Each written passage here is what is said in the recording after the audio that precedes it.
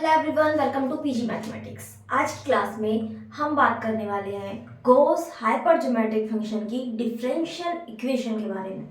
कौन सी differential equation जिसे हमारा गॉस हाइपरज्योमेट्रिक फंक्शन सेटिस्फाई करता है, उस डिफरेंशियल इक्वेशन के बारे में आज हम पढ़ने वाले हैं। तो देखिए, गॉस के लिए जो डिफरेंशियल इक्वेशन है इम्पॉर्टेंट है, और इसका जो डेरिवेशन है या इसको हम जहाँ शो करते हैं कि ये गॉस हाइपरज्योमेट्रिक फंक्शन की ही डिफरेंशियल इक्वेशन है, दोनों इम्पोर्टेंट है। और कभी कभी तो डिफरेंशियल इक्वेशन ऑब्जेक्टिव पेपर में भी पूछी जाती है ना। तो गॉस की हमारे इस फंक्शन के लिए जो डिफरेंशियल इक्वेशन होती है वो होती है z1 minus z d2u by dx2 plus gamma minus 1 plus alpha plus beta z du by dx, du by dx नहीं, यहाँ पे शायद z आएगा। एक मिनट, जब हम z के लिए बात कर रहे हैं तो z x अपन जनरली डी एक्स लिखते हैं ना, डी बाई डी एक्स, तो मुझे x आएगा माइनस का अल्फा बीटा u बराबर 0। यानी डिपेंडेंट वेरिएबल कौन सा है u एंड इंडिपेंडेंट वेरिएबल है z। जनरली बुक्स में इस फॉर्म में लिखी होती है। ये होती है हमारी गॉस की हाइपरज्योमेट्रिक, जो गॉस हाइपरज्योमेट्रिक फंक्शन है उसकी डिफरेंशियल इक्वेशन। इंपॉर्टेंट है, याद रखें। अब यही गॉस की है, इसे हम कैसे दिखाएंगे? हम दिखाएंगे, एक हमारे पास है कि हम गॉस हाइपरज्योमेट्रिक फंक्शन लें, कोई फंक्शन ले, उसका डेरिवेटिव करके इसे डेराइव करें। एक है कि हम फंक्शन मान के चलते हैं और उसका डेरिवेटिव करते हैं और डबल डेरिवेटिव करके इसमें पुट करते हैं और कुछ कंडीशंस निकालते हैं। यदि वो कंडीशंस हमारी गॉस हाइपरज्योमेट्रिक फंक्शन को रिप्रेजेंट करती है तो हम कहेंगे ये गॉस हाइपरज्योमेट्रिक फंक्शन की डिफरेंशियल इक्वेशन है। तो जो बुक्स में है वो यही मेथड दे रखा है और जो हमें एग्जाम में भी करना पड़ता है। सभी यूनिवर्सिटी उसी आंसर को रिकमेंड करती है। तो एक तो आपको ये याद होनी चाहिए कि ये गॉस की डिफरेंशियल इक्वेशन है। ये आपको पहली बात तो ध्यान में होनी चाहिए क्योंकि ये हमेशा पूछ ली जाती है, ठीक है ना। तो इसके बाद इसके हम प्रूफ पे आगे बढ़ते हैं। इसे नोट करें। तो सबसे पहले इस मान लेते हैं हम इसका एक सॉल्यूशन है। सॉल्यूशन क्या मानते हैं? लेट दी सॉल्यूशन इज, हम मानते हैं एक u इसका सॉल्यूशन है summation C R Z raise to power rho plus are की वैल्यू 0 से इंफिनिटी। ये हमने मान लिया। अब कुछ कंडीशंस देखो, हमारा जो हाइपरज्योमेट्रिक फंक्शन होता है उसमें क्या होती है, जेड पे पावर आर और समीशन तो चलता ही, और आगे आर के लिए कुछ ये जो सी आर हमने लगाया है यहाँ पे हमारे पोस्टमर सिंबल वाले कुछ सिंबल आते हैं, है ना, अल्फा बीटा गामा, इसके इस टाइप से। तो होगा क्या, अब हमें इसको यदि इसका हम दिखाएं, अब मैं इसका डेरिवेटिव करने वाली हूँ। मैं इसका डेरिवेटिव करूंगी और डबल डेरिवेटिव करूंगी यहाँ इस डिफरेंशियल इक्वेशन में, मैं इसे पुट करूंगी। फिर हमारी सी आर पे और जो रो, यही तो दो चीजें एक्स्ट्रा हैं। सी आर को तो हम उस फॉर्म में चेंज करने की कोशिश करेंगे कि क्या कंडीशंस हैं कि उस फॉर्म में चेंज हो जाए, और रो की जो वैल्यू है इसके लिए हम बात करेंगे कि ये किस तरह वेरी करेगी। यदि ये दोनों चीज़ें इस तरह हमें मिल जाती हैं कि जो हमारा फंक्शन है फाइनल u की वैल्यू कैसी आ जाए, हाइपरज्योमेट्रिक फंक्शन आ जाए, तो हम कहेंगे कि ये वाली differential equation Gauss hypergeometric function की डिफरेंशियल इक्वेशन है। तो चलिए इसका हम करते हैं डेरिवेटिव। क्या किया, du बाय dz किया समेशन r बराबर 0 से इंफिनिटी सी आर, जेड के रेस्पेक्ट में डेरिवेटिव कर रहे हैं rho plus R Z raise to power P plus are minus one, sorry rho plus are minus one. दोबारा डेरिवेटिव करते हैं, D two you by D Z two बराबर summation are बराबर 0 to infinity C R rho plus R into में rho plus are minus one Z raise to power rho plus are minus two. ये हमारी values आ गई d you by D z and d two you by D Z two. अब इन दोनों equations को, ये इन दोनों जो वैल्यूज हैं और u की वैल्यू है, इन तीनों वैल्यूज को हम इधर इधर इधर डिफरेंशियल इक्वेशन में पुट करेंगे। तो सब्स्टिट्यूटिंग हम इन्हें सब्स्टिट्यूट करते हैं इस डिफरेंशियल इक्वेशन में। हमें क्या डिफरेंशियल इक्वेशन मिलती है, देखो हमें मिलता है z1 minus z summation r बराबर 0 to infinity C R rho plus are minus one Z raise to power rho plus are minus two plus का gamma minus one plus alpha plus beta Z D you by D Z की value ये हम put करेंगे summation are बराबर 0 to infinity C R rho plus R Z raise to power rho plus are minus one and minus में alpha beta U की value है summation are बराबर 0 to infinity C R Z raise to power rho plus are बराबर 0। यहाँ तक आप लोगों को कोई समस्या नहीं है। अब हम क्या करेंगे, हम करेंगे जेड की जो पावर्स है उसके अकॉर्डिंग टर्म्स को एक साथ करेंगे। जैसे यहाँ पे जेड स्क्वायर वाली टर्म्स और ये -2 है तो ये जेड की पावर रो प्लस आर की टर्म भी मिल जाएगी, और एक ये वाली टर्म जेड वाली तो हमें z plus are minus one वाली टर्म मिलेगी, वो हम इसके साथ रखेंगे, है ना। तो हम इन्हें जो जेड की पावर्स के अकॉर्डिंग एक साथ रखते हैं चीजों को। देखिए कैसे रखेंगे। अब इसे तो रब कर देते हैं, इसका कोई यूज नहीं है। तो डिफरेंशियल इक्वेशन आपको याद भी होनी चाहिए कि डिफरेंशियल इक्वेशन एक्चुअली में होती क्या है, कौन सी डिफरेंशियल इक्वेशन रोज की है।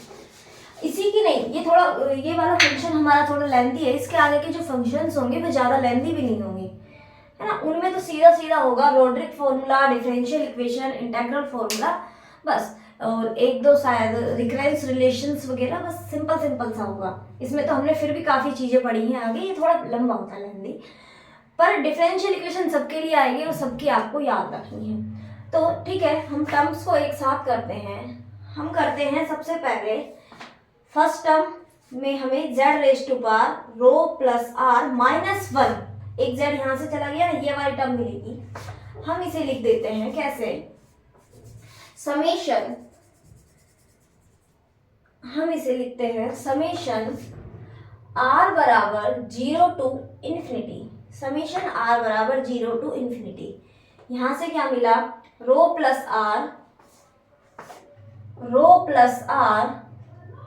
Plus are minus one and ये वाली टर्म,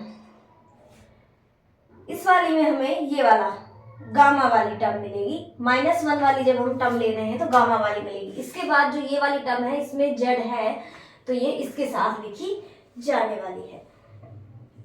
तो ये वाली टर्म क्या मिलेगी, plus gamma rho plus r and पूरी के साथ C R Z raise to power rho plus are minus one हो गया हमारा कॉमन। ठीक है, अब इसके बाद हमें जो टर्म मिलेगी, अब सभी में नेगेटिव साइन है तो नेगेटिव हम बाहर रखते हैं। समेशन आर बराबर 0 टू इंफिनिटी, फर्स्ट टर्म में क्या होगा, माइनस में ये वाली टर्म आएगी rho plus are minus one and ये वाली टर्म माइनस तो हमने बाहर कॉमन ले लिया, प्लस में 1 plus alpha plus beta into में rho plus r and again ये माइनस कॉमन ले लिया, प्लस में alpha beta C R Z raise to power rho plus are बराबर 0। हमने टर्म्स जो जेड की पावर्स थी, हमें दो तरह की पावर मिल रही थी पूरी इक्वेशन में। एक तो जेड पे power rho plus are minus 1, एक मिल रही थी जेड पे पावर रो प्लस आर। तो हमने इन दोनों को, इनकी टर्म्स को अलग अलग करके, एक मतलब दोनों की टर्म्स को अलग अलग करके एक साथ में लिख लिया है। तो अब हम क्या करेंगे आगे, यहाँ तक आप लोगों को समझ आ गया होगा। फिर भी ना समझ आए तो दोबारा से देख लें और एक बार खुद से प्रैक्टिस करें इस चीज की। तो कैलकुलेशन है, बाकी कुछ नहीं है, बस प्लस माइनस का थोड़ा सा डिफरेंस किया हुआ है। अब देखो हम इसे इस तरह लिखते हैं, r की वैल्यू 0 यहाँ पे हम पुट कर देते हैं और बाकी टर्म्स को अलग लिखते हैं। कैसे? r की वैल्यू 0 तो ये हो गया rho into rho minus 1 plus gamma rho C naught Z raise to power rho minus 1 plus summation r बराबर 0 टू इन्फिनिटी, 0 टू नहीं, अब 1 टू इन्फिनिटी होगा क्योंकि हमने r बराबर 0 वाली टर्म को तो अलग से लिख लिया है। तो ये बना rho plus are minus 1 plus gamma rho plus R C R Z raise to power rho plus are minus 1 and negative summation r बराबर 0 to infinity rho plus are minus 1 plus 1 plus alpha plus beta. बाकी terms हमारी same है। हम ऐसा क्यों कर रहे हैं ये मैं आपको भी बताती हूँ।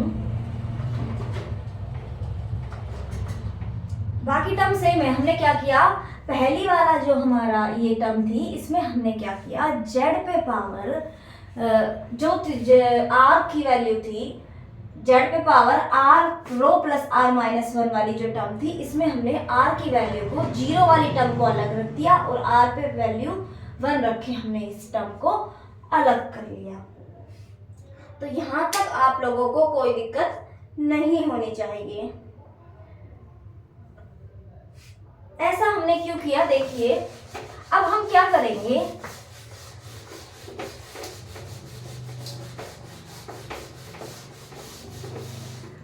अब देखिए, अब इस वाले टर्म में r की वैल्यू 1 रख रहे हैं तो क्या आ रहा है, रो प्लस 1, यही आ रहा है ना, रो प्लस 1, रो बचेगा 1 minus 1 0 and plus gamma rho plus 1 c1, क्या हुआ c1 z raise to power rho, first term आने वाली है ये।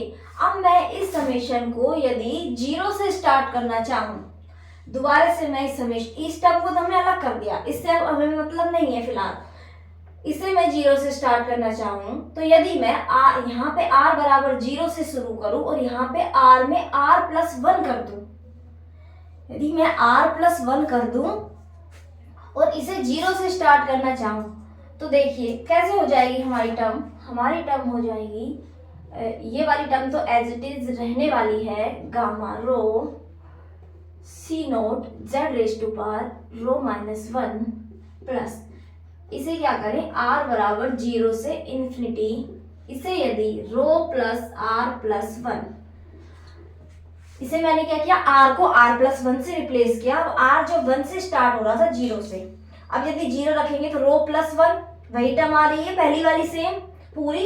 इसी तरह रो प्लस आर प्लस 1 माइनस 1 तो ये कैंसिल हो जाएंगे, तो हमें 0 से स्टार्ट करने पर रो मिलेगा, वही रो हमें यहाँ मिल रहा था, प्लस में gamma rho plus are plus 1, वही सारी सेम चीजें हो जाएंगी, बस हमने r को r प्लस 1 से रिप्लेस कर दिया और r को यहाँ पे हमने वैरी कराया 0 से इन्फिनिटी तक।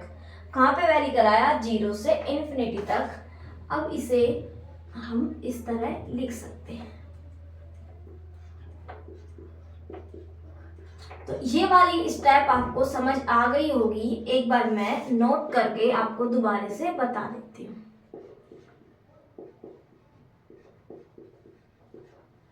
हमने सेम काम क्या किया है, हमने सेम काम किया है।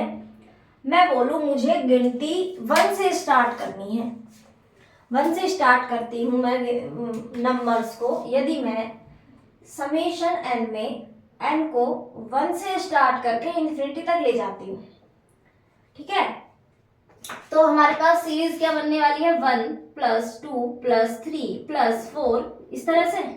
अब यदि मैं क्या करूं, n को 0 से वेरी कराऊं, यदि n + 1 कर दूं तो क्या होगा, तो वही 1 + 2 + 3 + 4। तो वही हमने किया है, r को 0 से वेरी करा दिया, r की जगह r + 1 कर दिया, क्योंकि हमारा पहले r 1 से स्टार्ट हो रहा था। तो ये बातें हैं, आपको समझ आ गई होंगी। अब हम क्या करेंगे, अब देखिए इन दोनों टर्म्स में z पे पावर रो प्लस r आ गई हमारे पास सेम। क्या आ गई, रो प्लस r, दोनों टर्म्स हमारी कैसी हो गई, सेम हो गई। अब हम क्या करेंगे,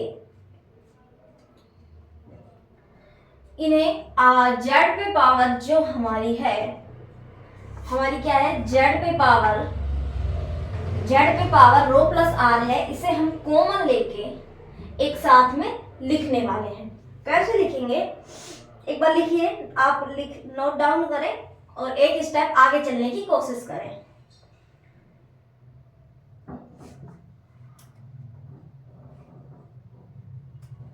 एक स्टेप आगे चलें।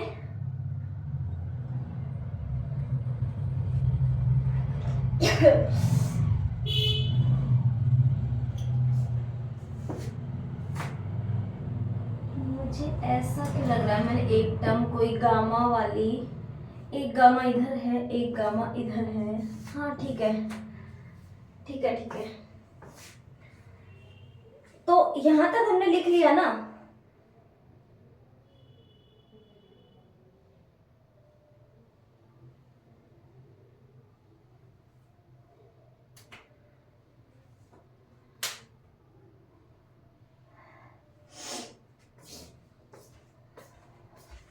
तो एक स्टेप आगे चलने की कोशिश करें आप। इसे हम हल्का सा और सिंप्लीफाई करते हैं। जैसे ये वाली टर्म है, इसे सिंप्लीफाई करते हैं, क्या आता है, rho square minus rho plus gamma rho. इसे हम क्या लिख सकते हैं, इसे हम लिख सकते हैं रो स्क्वायर प्लस गामा माइनस 1 रो, लिख सकते हैं, नो प्रॉब्लम। इस वाली टर्म को क्या लिख सकते हैं, इस पूरी टर्म में से रो प्लस आर प्लस 1 कॉमन लिया, रो प्लस आर प्लस 1 यदि कॉमन लिया तो हमारे पास ये टर्म बच गई इतनी, रो प्लस आर प्लस गामा, एक टर्म ये आ गई। ठीक है, कॉमन लिया है, बाकी कुछ अलग से नहीं किया है। अब क्या करेंगे, अब इस सबको एक साथ करके लिखेंगे हम।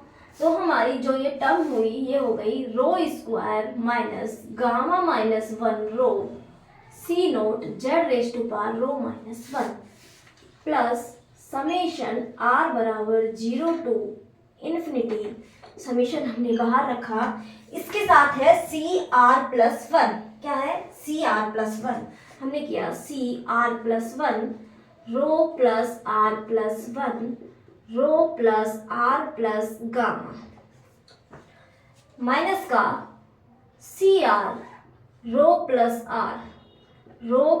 आर माइनस 1, अगेन माइनस का C R alpha plus beta plus 1 rho plus R और ब्रैकेट के बाद Z raise to power rho plus are बराबर 0।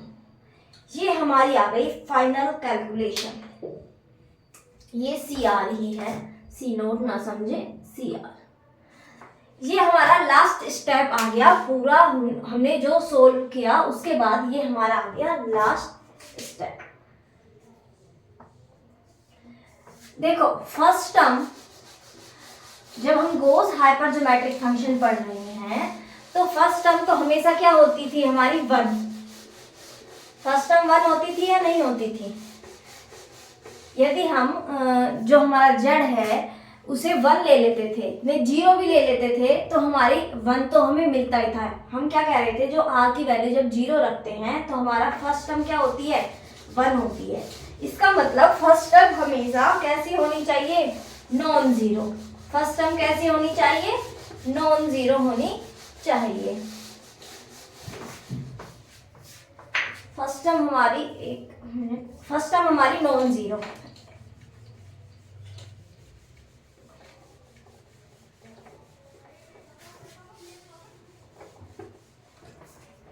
देखो हम लोग कैसे कर रहे थे, हमारा था जैसे फर्स्ट टर्म में टर्म हमारी थी alpha Pochhammer symbol R, beta Pochhammer symbol R, gamma Pochhammer symbol R, Z raise to power R by R factorial. ठीक है, जब हम आर की फर्स्ट टर्म में आर की वैल्यू 0 रख रहे थे, वहीं से तो हमने ये सी नोट वाली ली है। आर की वैल्यू 0 रख रहे थे, ये सब 1 हो रही थी ये सारी टर्म, तो हम कह रहे थे फर्स्ट टर्म हमारी 1 आ रही थी। इसका मतलब कि फर्स्ट टर्म हमारी कैसी होनी चाहिए, नॉन जीरो होनी चाहिए। फर्स्ट टर्म कैसी होनी चाहिए, नॉन जीरो होनी चाहिए, तो वहीं से ये आया है। तो अब हम उस चीज का यूज करते हुए लिखेंगे कि सी नोट तो हमारा कभी भी 0 नहीं हो सकता।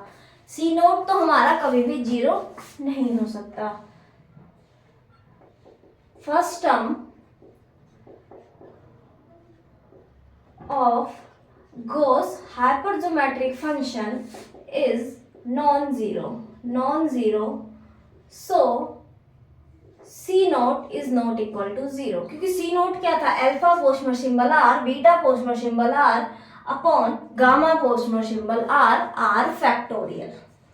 तो वो तो नॉन जीरो है, तो उसी की जगह तो ये C naught वाली टर्म आई है, तो इसका मतलब C naught हमारा कैसा हो गया, non zero, so C naught is non zero.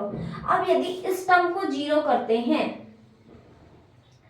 अब यदि इस टर्म को मुझे 0 करना है, C naught is not equal to 0 है, तो और जेड की वैल्यू तो हम 0 लेंगे नहीं, जेड की वैल्यू 0 लेते ही तो फिर क्या है, पूरा ही 0 होने की चांस है। तो इसका मतलब ये हमारी कैसी हो सकती है, 0 हो सकती है। तो हमारे पास क्या कंडीशन आई, ये वाली टर्म 0 हो सकती है। तो ये इंप्लाइज करता है यदि मुझे फर्स्ट टर्म को 0 रखना है,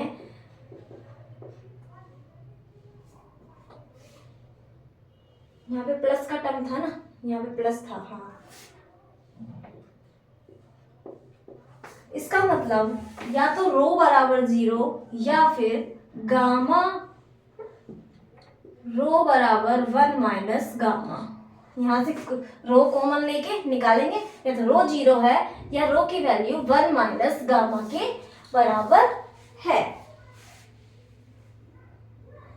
ये हमारी दो कंडीशंस आ गई। रो यदि ये वाली वैल्यू 0 है तो रो की वैल्यू 0 है या ये है, या हम इसे, यदि हम इस इक्वेशन को इस तरह लिखते हैं, रो कॉमन लेके रो प्लस गामा माइनस 1 बराबर 0, ये एक स्पेशल इक्वेशन है।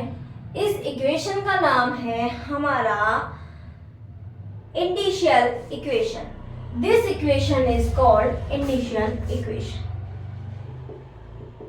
इंडिशियल इक्वेशन कैसी इक्वेशन है, इंडिशियल इक्वेशन है, और कभी कभी इस इक्वेशन के बारे में भी पूछ लिया जाता है, और इसका भी डेरिवेशन हमें से कराया जा सकता है।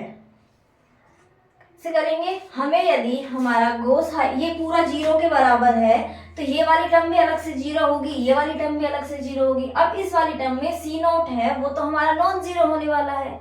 सी नोट कैसा है, नॉन जीरो है, तो ये वाला भी नॉन जीरो पोर्शन है, तो यही 0 होगा, तो इसे ही कहेंगे इंडिशियल इक्वेशन। देखिए दो पॉजिटिव वैल्यूज का सम यदि 0 है तो या दोनों ही अलग अलग इंडिविजुअल 0 होने वाली। तो इस इक्वेशन को नोट डाउन करेंगे, याद रखेंगे, कभी कभी तो यहाँ तक का भी डेरिवेशन पूछा जाता है। ठीक है, तो ये हो गया हमारा इंडिशियल इक्वेशन। या फिर दूसरी कंडीशन क्या होगी हमारी, दूसरी कंडीशन होगी कि ये वाला पोर्शन है ये हमारा 0 हो जाए। दूसरी कंडीशन होगी कि हमारा ये पोर्शन 0 हो जाए। तो नोट करें, नीचे एक टर्म और थी -CR अल्फा बीटा, है ना, ये वाली टर्म लिखना भूल गए थे। अब दूसरी कंडीशन क्या होगी, फर्स्ट टर्म तो हमने 0 के बराबर रख के देख दी, अब ये इस वाली कंडीशन को हम 0 के बराबर रखते हैं। वो आपसे यदि डिफरेंशियल इक्वेशन का डेरिवेशन कराएगा तो वो फिर ये पूरा कराएगा, ये वाली इक्वेशन भी कराएगा, इसके जो हम सॉल्यूशन अभी आगे निकालेंगे ये भी कराएगा वो, है ना। तो हम क्या करेंगे, इस इक्वेशन को 0 के बराबर रखते हैं, तो आप डायरेक्टली ऐसे लिख सकते हैं CR+1, ये वाली सारी टर्म्स माइनस की हैं, तो इसे हम राइट हैंड साइड पे ले जाके क्या लिख सकते हैं, ρ+r-1 माइनस कहा, सॉरी प्लस हो जाएगा, α+β+1 ρ+r+α β अपॉन में ये वाली टर्म ρ+r+1 ρ+r+गामा एंड CR, इसे हम इस तरह लिख सकते हैं। अब तो कोई टर्म आई थिंक नहीं छूटी होगी। अब हम इसे ऊपर वाले को सिंप्लीफाई करेंगे, सिंप्लीफाई करते हैं। नीचे वाला तो सिंपलेस्ट फॉर्म में लिखा हुआ है, हमें करना है ऊपर वाले को सिंप्लीफाई। हम कैसे सिंप्लीफाई करते हैं, देखिए इधर साइड में करते हैं, हम ρ+r first and second term से कॉमन लेते हैं, ρ+r को अंदर बचा ρ+r-1 एंड α+β+1, तो 1 से -1 + 1 कैंसिल, प्लस α-β। अब हम क्या करते हैं, इसे लिखते हैं ρ+r +α प्लस में ρ+r इंटू बीटा प्लस α-β, यहाँ से बीटा कॉमन लिया तो हमारे पास टर्म बनी अल्फा और बीटा कॉमन, यहाँ से फिर हम इस पूरी टर्म को कॉमन लेंगे ρ+r+α और बचेगा हमारे पास ρ+r+β। तो इस तरह ये वाली ऊपर वाली टर्म हमारी सिंप्लीफाई हुई और हमने लिख दिया CR+1 बराबर ρ+r+α ρ+r+β upon ρ+r+1 and ρ+r+गामा इंटू CR। ये हो गया हमारा इक्वेशन। और जो CR, अब यहाँ पे R की वैल्यू तो हम कहाँ से वेरी करा रहे थे, 0 से वेरी करा रहे हैं। R की वैल्यू कहाँ से वेरी करा रहे हैं, 0 से। R वैल्यू 0, 1, 2 इस तरह हमारी अटेन कर सकता है, ठीक है। C0 हमें पता है 0 है, जब हम R की वैल्यू 0 पुट करेंगे R1 मिलेगा, सारी टर्म्स हमें नॉन जीरो इस तरह मिलती चली जाएंगी क्योंकि C0 0 है। ये वाली जो टर्म है, मतलब यदि यहाँ ये वाली टर्म किसी के लिए 0 हो रही तो 0 होगी, बाकी ऐसा नहीं है। यदि C0 0 हो जाता तो ये सारी की सारी टर्म ही 0 हो जाती और हमारे डिफरेंशियल इक्वेशन का जो सॉल्यूशन मिलने वाला था वो तो फिर 0 मिलता, 0 फंक्शन है ना। तो इसलिए भी हमारा C0 का नॉन जीरो होना जरूरी था। तो ये हमारा रिकरेंस रिलेशन आ गया, ये भी आपको ध्यान रखना है, ठीक है। तो आप यहां से ऐसे इस तरह लिख सकते हैं, C1 बराबर क्या होगा, C1 बराबर R की वैल्यू 0 पुट करेंगे तो होगा ρ+α ρ+β और इसे ρ+1 ρ+गामा, इस तरह आप लिखेंगे, है ना।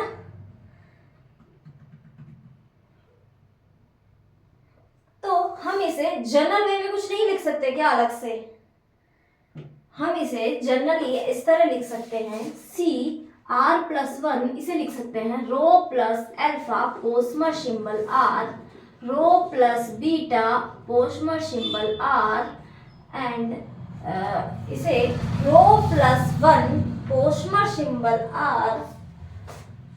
लेकिन लिखेंगे कैसे, अभी नहीं, डायरेक्टली नहीं लिख सकते, इसके साथ कुछ टर्म्स भी तो आती है। इसे हम लिखेंगे जब हम इस पूरे को सी नोट की फॉर्म में लिखेंगे। देखो कैसे, सबसे पहले मैं आर को 1 पुट करती हूँ। एक मिनट।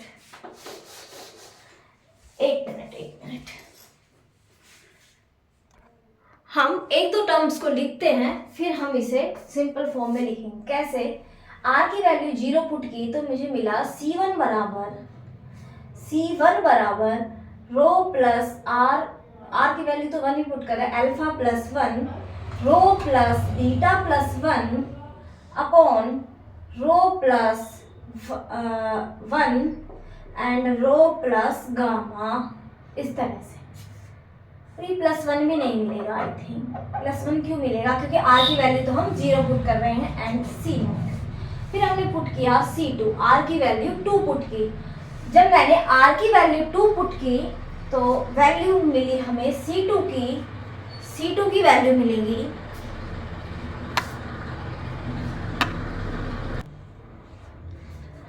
आर की वैल्यू 1 पुट की हमने तो हमें मिला C2, आर की वैल्यू 1 पुट की, क्या आया, rho plus alpha plus 1 rho plus beta plus 1, R की वैल्यू 1 पुट कर रहे हैं, रो प्लस 2 या हम कह सकते हैं 1 प्लस 1 और इसे rho plus gamma plus 1 C1। अब C1 की वैल्यू यहाँ से पुट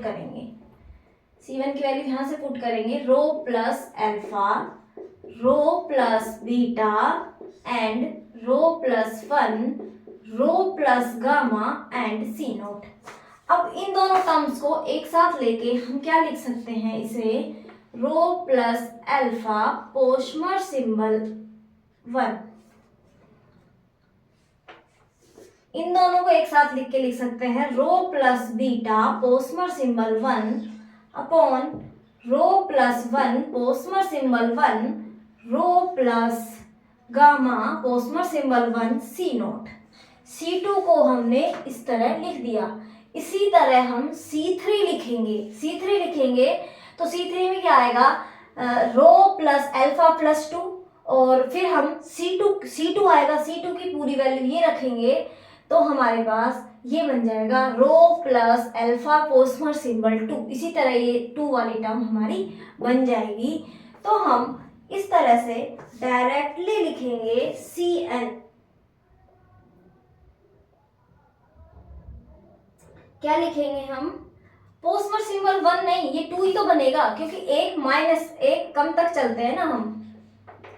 जब अल्फा पोस्टमर सिंबल n की वैल्यू लिखते हैं, अल्फा पोस्टमर सिंबल n लिखते हैं तो हम क्या करते हैं, alpha plus 1 alpha plus n minus 1। अब यहाँ 1 तक जा रहे हैं तो इसे हम लिखेंगे अल्फा पोस्टमर सिंबल 2 लिखेंगे, सॉरी, तो C3 लिखेंगे तो पोस्टमर सिंबल 3 आएगा। तो देखिए, तो इस तरह हम C1 को भी इस तरह हम पोस्टमर सिंबल 1 करके लिख सकते हैं, है ना। तो हम जनरल क्या लिखेंगे, जनरली हम लिखेंगे CN बराबर rho plus alpha Pochhammer symbol n रो plus beta Pochhammer symbol n रो प्लस 1 पोस्टमर सिंबल n रो plus gamma Pochhammer symbol n। इस तरह हम इसे लिखें, ठीक है। जनरल CN, कोई भी CN होगा उसे हम इस तरह लिखने वाले हैं।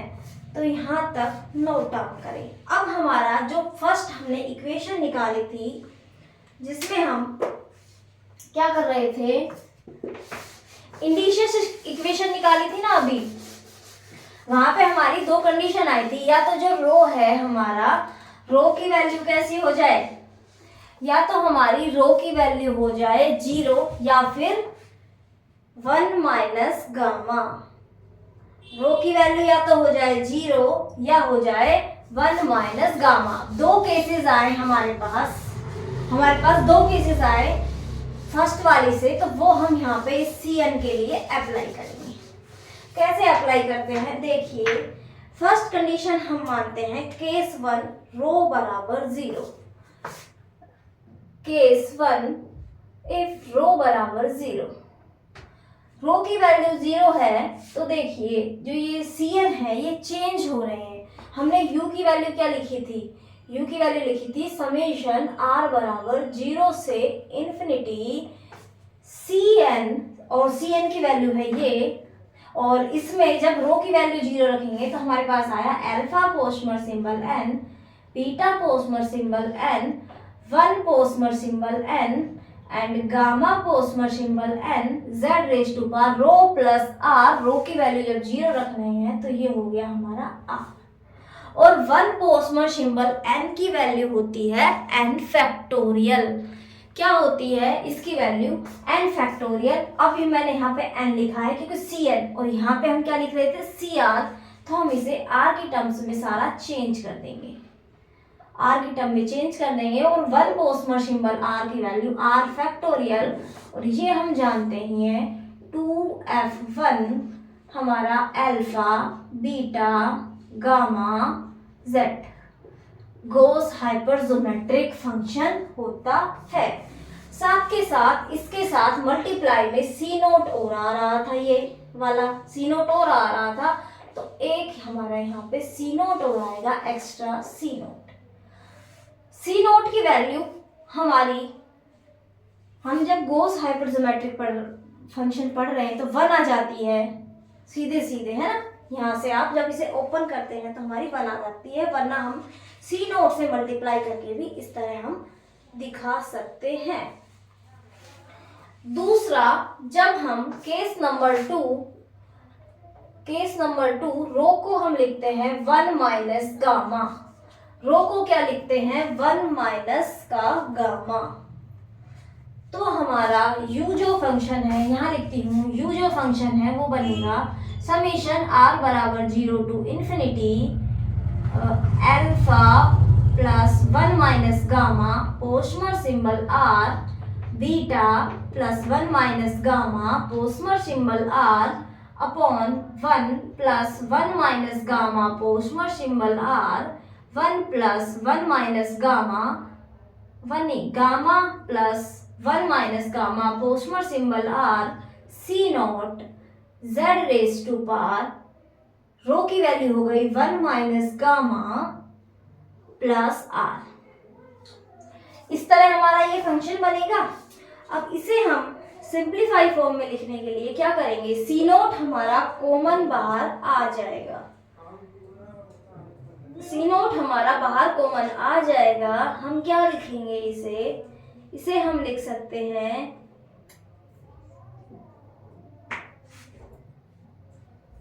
इसे हम क्या लिखेंगे? सी नोट बाहर, जेड पे पावर 1 माइनस गामा हमारा बाहर, 1 माइनस गामा बाहर, समेशन आर बराबर 0 टू इन्फिनिटी, समेशन को छोड़ते हैं, डायरेक्ट लिखते हैं 2f1 alpha plus 1 minus gamma beta plus 1 minus gamma and 2 minus gamma, और ये बचा 1 पोस्टमर सिंबल आर, ये तो आर फैक्टोरियल बन गया, और z, क्योंकि z पे पावर r ही बची है, 1 माइनस गामा तो हमने बाहर ले दिए। ये भी हमारा गॉस हाइपरजोमेट्रिक फंक्शन है।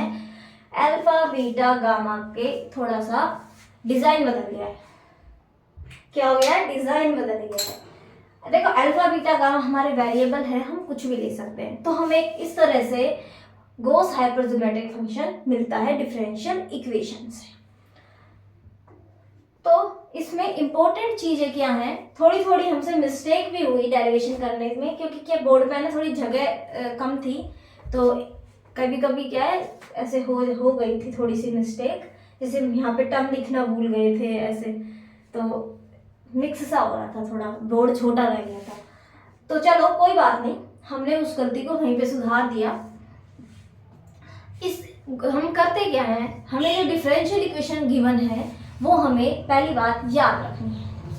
हम एक u फंक्शन मानेंगे समेशन r बराबर 0 से infinity C R Z raise to power rho plus r, इस तरह का हमने एक फंक्शन माना, du बाई डी जेड किया, d2u बाई डी जेड 2 किया। डिफरेंशियल इक्वेशन जो हमें पता है कि ये गॉस हाइपरजोमेट्रिक फंक्शन की है, उसमें हमने पुट किया, थोड़ा सॉल्यूशन किया, उसको सोल्व किया, थोड़ी टर्म्स को अरेंज किया, अच्छे से अरेंज करने के बाद हम उसमें से दो हमें टर्म्स मिल गई, एक सी नोट वाली अलग और एक समेशन वाली पूरी अलग, जिसमें हमारा समेशन r बराबर 0 से r बराबर इन्फिनिटी तक था। अब दोनों टर्म्स यदि का सम यदि 0 है तो दोनों अलग अलग 0 होगी, क्योंकि सारी ये टर्म्स हमारी पॉजिटिव है। फर्स्ट टर्म में हमने देखा सी नोट है, सी नोट नॉन जीरो रहने वाला है, तो बाकी की जो टर्म थी rho square plus 1 minus gamma minus 1 rho, उसे हमने 0 रखा, उसे बोला इंडिशियल इक्वेशन। इंपॉर्टेंट है, हमें याद रखना है रो की वैल्यू हमें 2 मिली, या तो गामा रो की वैल्यू मिली 0 या फिर 1 माइनस गामा। सेकंड केस हमने जो यहाँ पे सेकंड टर्म थी उसे 0 रखा, वहां से सी आर प्लस 1 को सी आर की टर्म में लिखा, थोड़ा सा सिंप्लीफाई करके इस फॉर्म में ये आ गया। अब हम इसमें पुट करते गए आर की वैल्यू 0 1 2, तो ये कुछ इस फॉर्म में चेंज हो गया। सी नोट की टर्म में हमारी सारी टर्म्स आ गई। अब मुझे यदि इस वाली टर्म से, तो यदि मुझे C3 कोई पूछता तो पहले मुझे C3 के लिए C2 चाहिए था, C2 के लिए C1 चाहिए था, C1 के लिए C नोट चाहिए था। अब ऐसा नहीं है, इस टर्म में C3 पूछा है तो मैं डायरेक्ट ही C नोट की हेल्प से ही डायरेक्ट निकाल दूंगी। थोड़ा सा सिंपल वे में हो गया।